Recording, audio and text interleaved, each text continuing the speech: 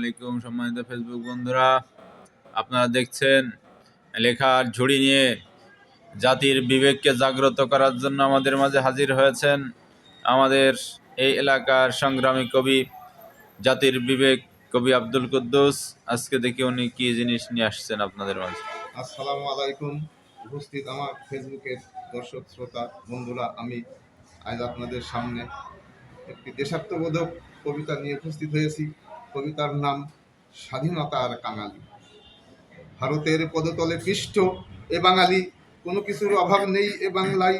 ভারতের পদতলে পৃষ্ঠ এ বাঙালি, কোনো কিছুর নেই অভাব এ বাংলায়। অভাব শুধু স্বাধীনতার কাঙালি, অভাব শুধু স্বাধীনতার কাঙালি। ভারতের শাসন শোষণে এ জাতির হারাই স্বাধীনতা, ভারতের শাসন শোষণে এ জাতির হারাই স্বাধীনতা। অযোগ্য নেতার অযোগ্য রাজনীতি, স্বাধীনতার ব্যর্থতা, স্বাধীনতার ব্যর্থতা। বাংলার অযোগ্য নেতারা বিকাই স্বাধীনতা দাদাবাবুর কাছে। বাংলার নিপীড়িত জনগণ আজ নিরাপত্তাহীনতায় আছে। বাংলার অযোগ্য নেতারা বিকাই স্বাধীনতা দাদাবাবুর কাছে। বাংলার নিপীড়িত জনগণ আজ নিরাপত্তাহীনতায় আছে, নিরাপত্তাহীনতায় আছে। সীমান্তে ভারতীয় সমরযানে বেষ্টিত, প্রতিবাদ নেই দালালের মুখে। কখন জানি প্রাণের হানি ঘটায়, গুলি এসে বুকে, গুলি এসে বুকে।